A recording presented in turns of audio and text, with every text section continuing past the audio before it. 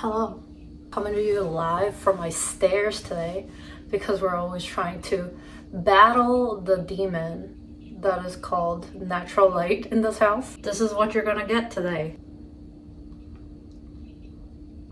Welcome back or welcome. My name is Jenny and this is Future Fiber, where I talk about all things fiber related and whatever just strikes my mood at the time. And today what is on my mind is scraps. I think a lot of people at the beginning of the year make this promise to, I'm going to only work from my stash, or I'm going to make sure that I have projects planned for every single yarn I buy. And I'm calling myself out here because that's me. So therefore, I wanted a little search for projects that I could start to finish up some of my scraps that I have. So I've compiled a list of some projects that I thought might be useful to share. I'm definitely going to make some projects from this list for myself because I have this scrap pile that I need to get through. I try to get projects that are using less than 50 grams of yarn. Maybe you started to break into your last ball of yarn and now you have this like awkward non-full ball amount, or maybe you just have like half a ball or half a skein. I try to also find projects that could use 2 of those quantities. If you have a fingering weight yarn project and you had maybe 30 grams left and then you had another one, maybe you can put them together to make something. We'll see what I actually end up making from this list. Let's get started. I've broken these out into kind of sections. So the first section that I'll start with is scarves. The first pattern that I want to highlight is the I Love Stripes scarf from Paulastrickt. So I think this is inspired by those totem scarves that you've seen on some influencers, or I've seen on some influencers like Brittany Bathgate. The sample is made from Knitting for Olive silk. It looks like it has a really good drape to it, and you can use 2 different colors to kind of draft your own version. I would probably, if I have the yarns, I might just make this exactly as it is in the sample, so like black and white. Because I think that looks really cool and chic. The alternative to that is also by Paulastrickt. She has a free pattern called Easy Peasy Bandana, and I think this could definitely be modified a little bit, maybe to kind of achieve the same effect. The next scarf is the Lizzy scarf from Cookie the Knitter, and this is a kind of, it's a different shape from the first 2 that I talked about, where it's long and has like, what are these called? Mitered corners? Mitered ends? They're like this. But this is a lacy scarf that's very open, and I think it'll be really good for spring, and you could use it as a headband. And there is also another pattern that has this like similar shape, and it's the Telma scarf from Gregoria fibers. They just have different lace patterns, but the overall construction seems to be about the same. So I would say just choose the one that you like the lace pattern of better. Also, sorry if you hear like a sound in the background. That's my radiator, part of the joys of living in New York. The next thing that I have on here is the Laulu shawl, and it's a pattern by Sari Nordlund, and I think it's DK weight originally and kind of big, but I think you could use fingering or like lace weight with looser gauge maybe, so that you have a little bit of a different effect if you want more drape and flow. But otherwise, I think it's really cute. I like the way that she has it draped across her back so that you see the cable motif. I think that's super cute. Next thing is all of the scarves that My Favorite Things Knitwear has. She has 3 scarves, scarf number 1, 2, 3. And I think they would all be great for stash busting. I actually cast on one, I don't remember what number it is. I also like that her patterns come in the scarf version, but she also has a bandana version and the same pattern so that you can decide which shape and yardage you have to kind of like alter the scarf. And the last one in the scarves department is the Itsy Bitsy Ascot by Ojoshi Knits. And I love this one. It's so cute. It's kind of like very simple. It looks to be double knit, which I think is really nice. And the shape is kind of similar to the two lace ones that I talked about, where it's like long and skinny and has the sharp ends, pointed ends rather. So that's the end of my scarf section. The next one I have is also in the neck accessory department. It's collars. I think collars could look really cute on, you know, like in the spring if you have a simple t-shirt or like a blouse of some sort and you put a little collar on it. And I think that could be a pretty cute and twee. Do people still say twee? Anyway, so kind of like preppy look. The first collar is the Jovial collar by Wieseknit. I'm probably saying that wrong. It's a stockinette yoke where it has like a little lace eyelet detail around the edges, and then you have the picot edge and it ties with an I-cord. In the sample photo, it looks like she wears it both forwards and backwards so that the bow is either facing on the front or in the back, and I think that's a really cute look. Gives you a little bit of a variety. The next thing on this list is the Victorian lace collar by KristenMakes. It's a free pattern on Ravelry. This is more of an intricate look. I think the first collar that I showed is a little bit more modern looking, but I really like how this one, well, first of all, it's free, but it also has this like intricate lace detail, so you can get a little bit more of a romantic look. Next, we're getting into the crochet collar territory, where you have the Woodland collar by Katya Novikova on Ravelry. This one has a similar look to, or feel rather, to the first collar that I talked about by Wieseknit. It has a little bit more of a modern feel and it's not as intricate, but I like that there's a crochet option for people who are maybe not really into knitting like tiny things like that. And I honestly think crochet would go faster for this kind of stuff. You could probably make more intricate designs and things, but I'm just not really good at crochet, so ooh, I'm putting in the knit and the crochet option at the same time. This next one is by the same designer, Katya Novikova, and is also a crochet collar, and it's called a shell collar. So it's using the crochet shell stitch to kind of fan out this way. I think it's a really classic look, so that's another alternative there. And the last thing in the collars department is this. There's no pattern for it, but I think I could finesse this. This is inspired by a product that's on the Paloma Wool website. Paloma Wool is a clothing brand that does a lot of knitwear. This neck brace looking thing, it's a collar, I think, but basically it looks like a rectangle of brioche stitch that you have, but it's like contrast colors, and it's attached by like little ties in the front of the neck, kind of folds over like a shirt collar. I think this could be really cool in a lot of different colors, and I don't think this will take that much yarn either. You could probably use some interesting color combinations to have a more of a kitschy look. I think also if you have a lot of yarn, it might be nice to knit it kind of like super tall and large so that it's more like a cowl almost, and then it could be a winter accessory instead of just like a I don't know, like a fashion accessory.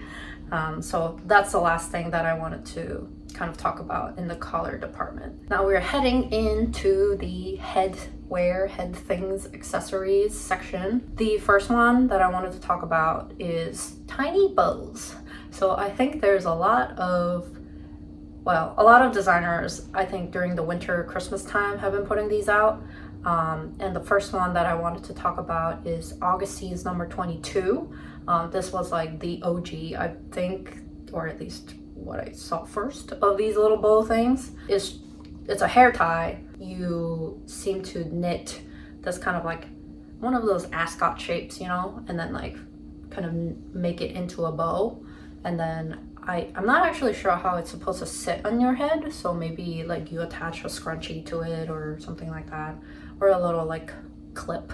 And I know Petiteknit also has a similar version, so I don't know, whatever designer you like better, you could go that way. Or another Petiteknit suggestion is the Sophie Scarf. I think you could tie that into a head bow, no problem. But I guess if you want the bow to look the same every single time you put it on your head, I would just suggest that you make one of the first two. And then the last thing in this kind of tiny bow department is, again, I saw this on the Paloma Wool store site, and it's just a long tube. Like, it seems like you just knit a long tube in the round, or you could knit it flat, I guess, and just seam up. While the way that I would do it is probably knit it in the round all the way up as a tube, and then Kitchener stitch the end. And I guess I would cast on with like Judy's Magic Cast On.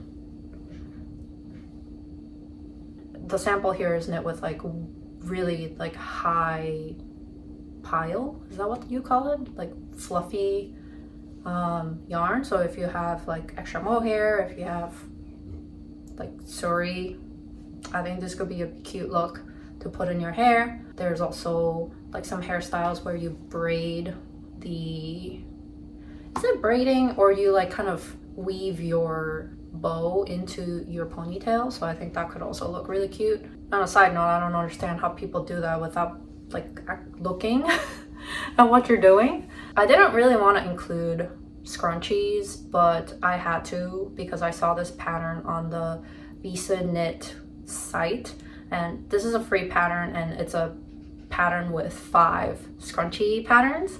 So if you are a fan of knitted scrunchies and you wanted some variety in whatever pattern you were using, I think you could definitely go for this one. The next item that I have is a seamless headband. So I actually made one of these, and I explained it a little bit in the podcast here. And I got this idea from the Crew headband by Spectacle-Strick. This is a lot taller than the version that I made, and seems like a really good pattern. I don't know what the technique she used to make this is. So if you don't want to figure it out, definitely get this pattern.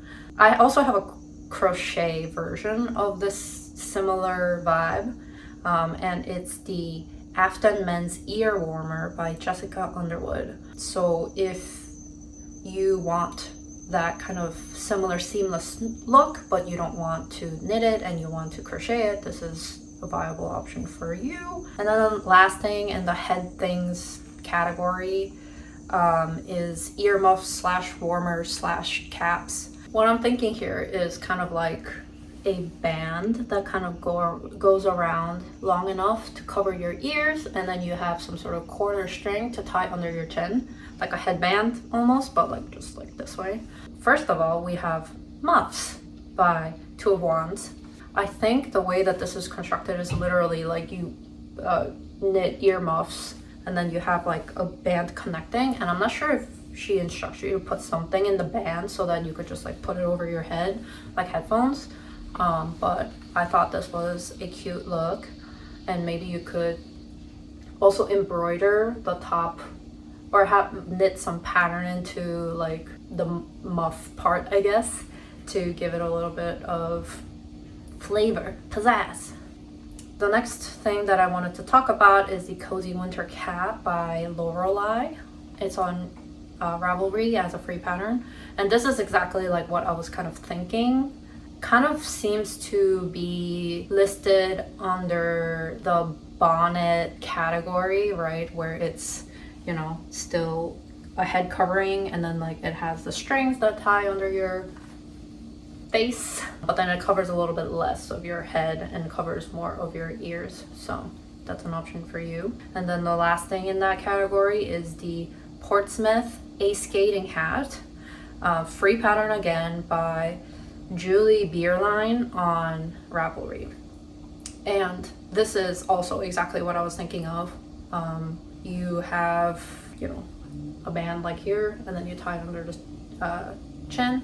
Seems like this was more popular in like the 50s, at least according to this particular pattern maker's notes.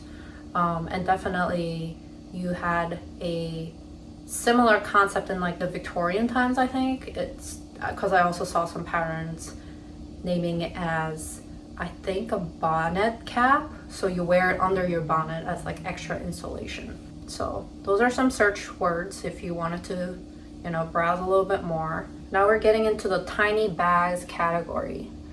We are apparently escaping the tiny bag trend, but for the sake of this video, and also primarily because I haven't left the tiny bag trend, we're gonna talk about it, okay? So the first category is patches. I think Petiteknit has a great selection of patches, particularly the ones with the zippers. The Marie purse, Technicolor purse, and the honey purse I think are really practical, because one of the things with knitted fabric is that it stretches, and she instructs you to put in linings for all of those, like sewn linings, and then you have the zipper as well, so it's like looks a little bit more finished. So big fan of that one.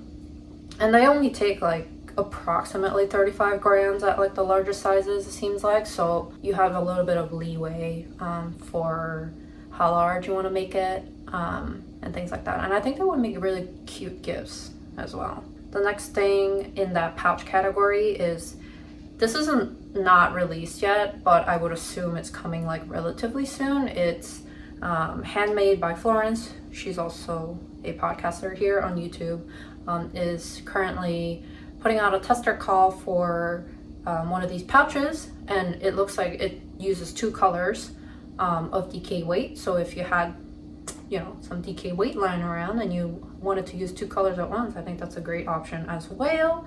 The next one is a bindle bag by Ozetta, and this is so cute. This kind of looks like those bags that you get with Merit Beauty. They give you a makeup bag if you buy something from their site, and it's kind of in this like dumpling-ish shape. And I think you can knit this in like a bunch of different sizes.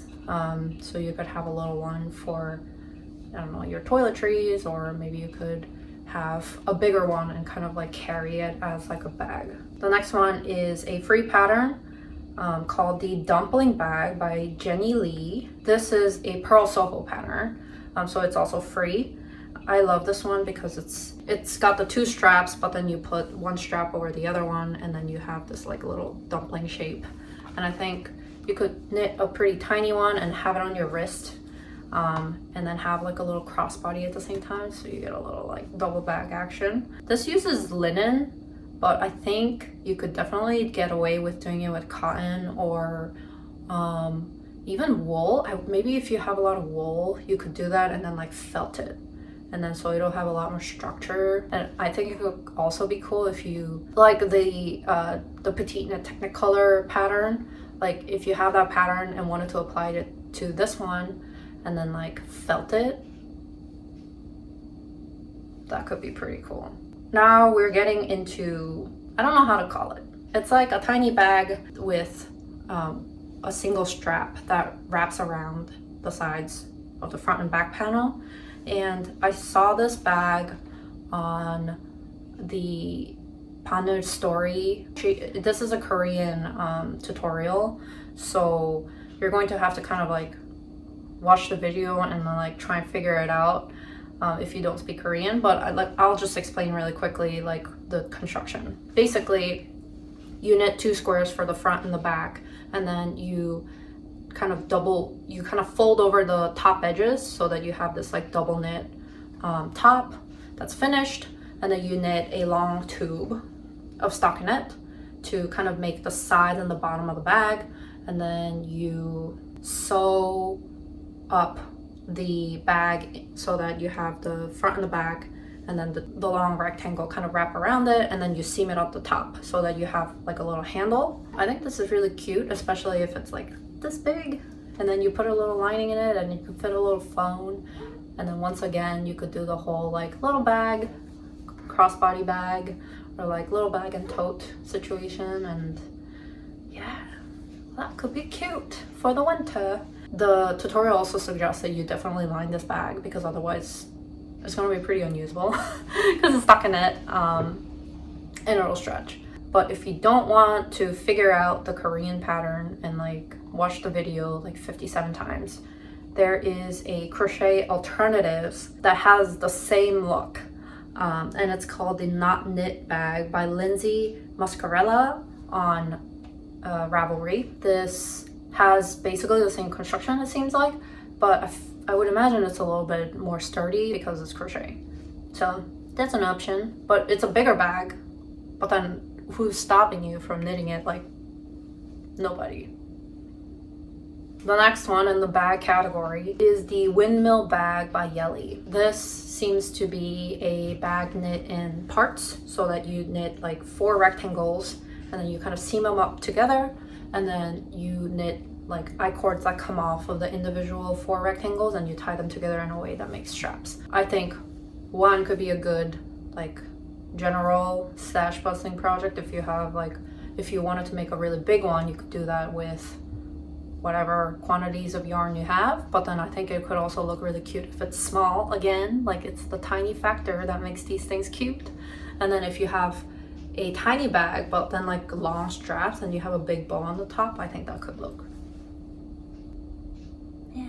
The last category is gloves. The first glove that I wanted to kind of mention was the Static Mittens by Rose Knitwear.